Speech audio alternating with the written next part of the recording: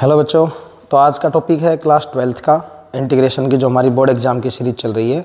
उसके अंदर यहाँ से क्वेश्चन 1 नंबर में भी बनता है और 2 से 3 में भी बन सकता है। ठीक है, तो 1 नंबर में आएगा तो कैसे करेंगे, 2 और 3 में आएगा तो कैसे करेंगे। तो 2 और 3 में बाई पार्ट्स के फॉर्म में आता है, 1 नंबर में फॉर्मूला याद रखना है।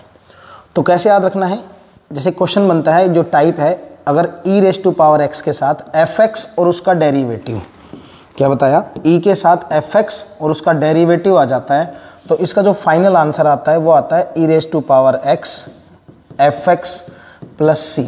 ठीक है, एक फॉर एग्जांपल हम एक क्वेश्चन करते हैं, जैसे हमें ये पता है 1/x का जो डेरिवेटिव है, आपको एक बात ध्यान रखनी होगी इसके लिए कि फंक्शन और उसका डेरिवेटिव दोनों चीज़ वहीं होनी चाहिए। ठीक है, 1/x है, 1/x का डेरिवेटिव होता है -1/x²। ठीक है, सब जानते हैं। तो अगर क्वेश्चन ये बनता है e⁻x 1 मार्क के लिए, e⁻x 1/x और -1/x² इंटू dx, तो इसका डेरिवेटिव ये है।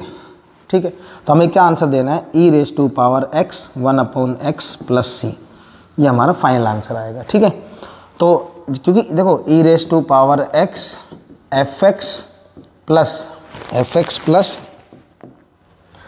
fx और प्लस में f'(x), तो हमें इसके साथ आंसर लिख देना है जो कि हमारा फाइनल आंसर माना जाएगा। इसके पीछे का लॉजिक क्या है वो एक क्वेश्चन की हेल्प से समझते हैं हम, वो देखें।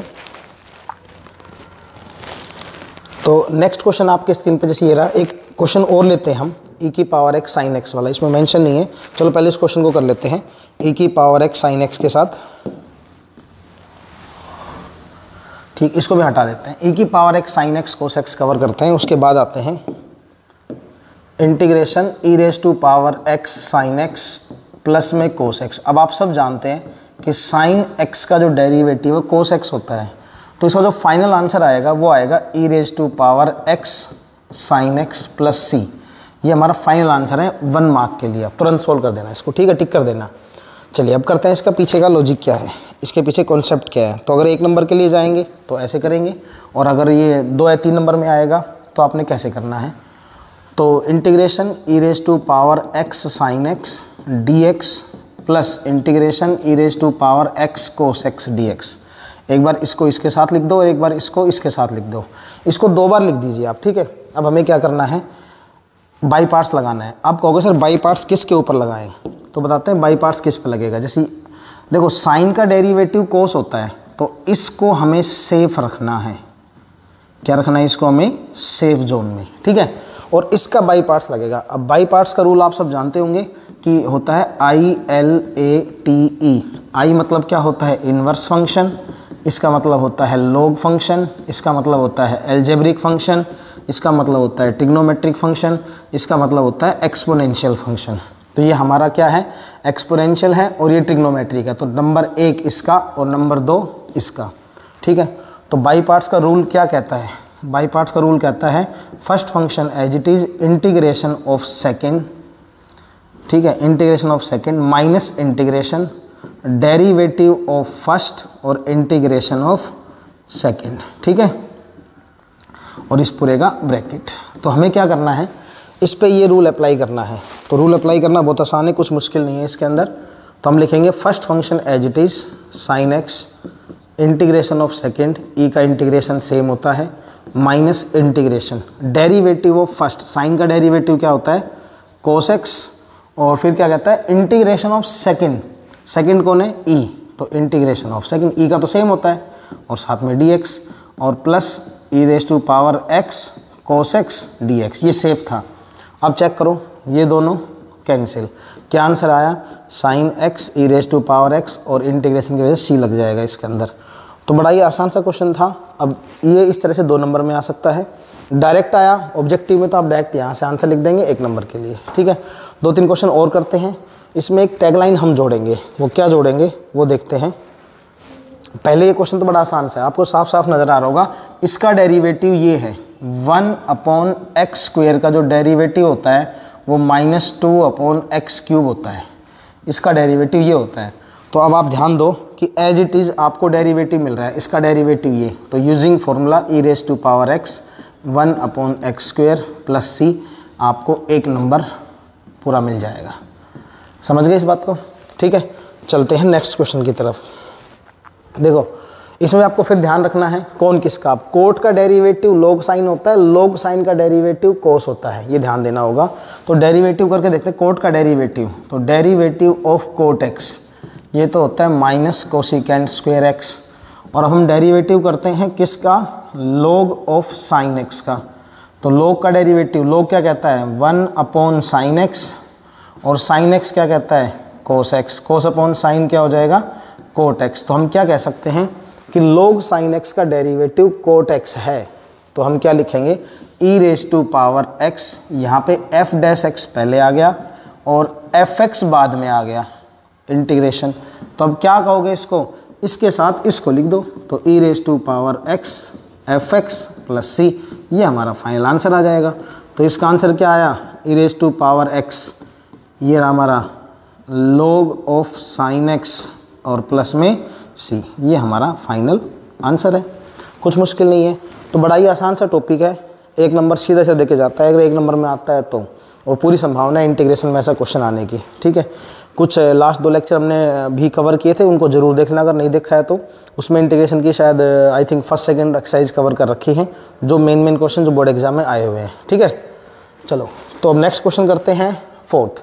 अब यहाँ पर एक बात याद रखेंगे, हैशटैग जुगाड़ बनाना है, सर ने कहा था हैशटैग जुगाड़। जुगाड़ क्या होता है वो देखना है। ठीक है, ये इसको टैगलाइन बोलते हैं। जैसे e raise to power x sine x plus cos x। अब जरा ध्यान दो, साइन x का डेरिवेटिव कोस x है, तो साइन x का जुगाड़ कोस x हो गया। ऐसे हमें बनाना है जुगाड़, ये ध्यान रहे।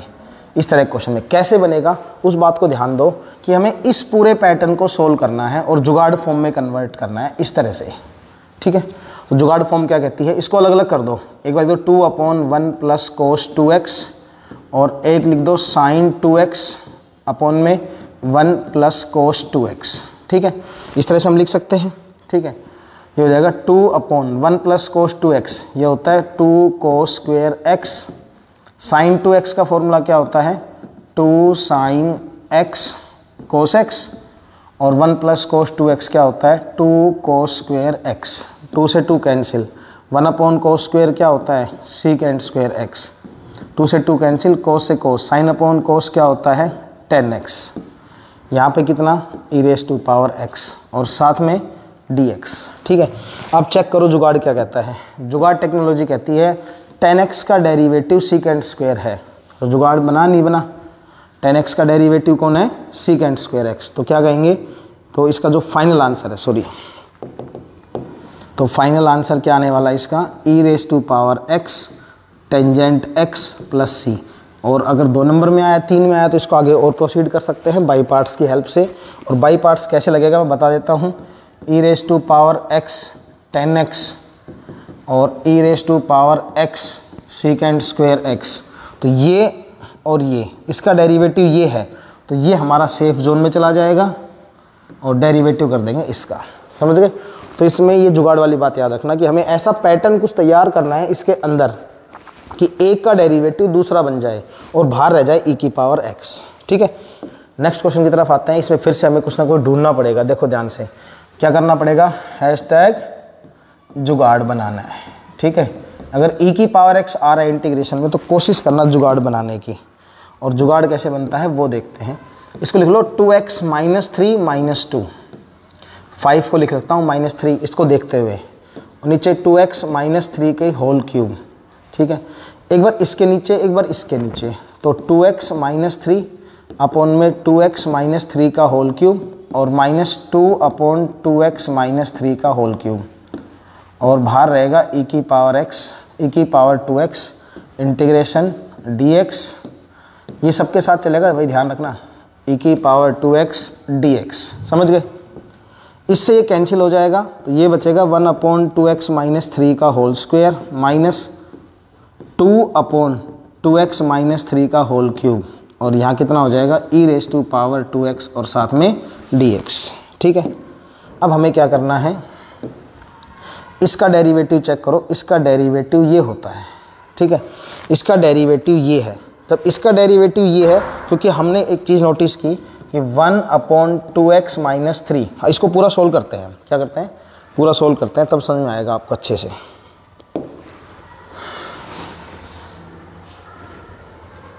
इसमें बाई पार्ट्स लगाएंगे हम, ठीक है। देखो इसको लिखते हैं e⁻²x और 1/2x माइनस 3 का होल स्क्वायर, ठीक है, और e⁻²x इंटू में 2/2x माइनस 3 का होल क्यूब। तो ये सेफ रखेंगे और डेरिवेटिव से बाई पार्ट्स इस पे लगेगा, इंटीग्रेशन सिर्फ इसका करना है। तो इंटीग्रेशन क्या कहता है, ये फर्स्ट फंक्शन, ये सेकंड फंक्शन, आइलेट की हेल्प से। First function as it is 1/2x minus 3 का होल स्क्वायर, ठीक है। इंटीग्रेशन ऑफ सेकंड, इसका इंटीग्रेशन क्या हो जाएगा, e⁻²x अपॉन में 2 minus integration derivative of first, इसका डेरिवेटिव करेंगे तो 2 आगे आ जाएगा ऊपर। देखो 1/x माइनस 1 का होल स्क्वायर, इसका डेरिवेटिव होता है -2/x माइनस 1 का होल क्यूब, ठीक है। तो ये कितना हो जाएगा हमारे पास, -2/2x माइनस 3 का होल क्यूब, ठीक है। डेरिवेटिव ऑफ फर्स्ट और इंटीग्रेशन ऑफ सेकंड, इसका हो जाएगा e⁻²x अपॉन में 2 और साथ में dx, और ये as it is integration 2x और 2/2x माइनस 3 का होल क्यूब और साथ में dx।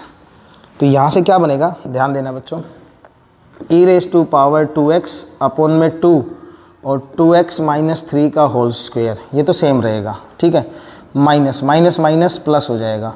यहाँ क्या आया, एक मिनट रुके चेक करते हैं, कहीं कोई एरर तो नहीं है, कोई 2 वगैरह छूट तो नहीं गया हमारा। देखते हैं एक बार, first function as it is, first function as it is, integration of second, derivative of first और इंटीग्रेशन ऑफ सेकंड, ठीक है।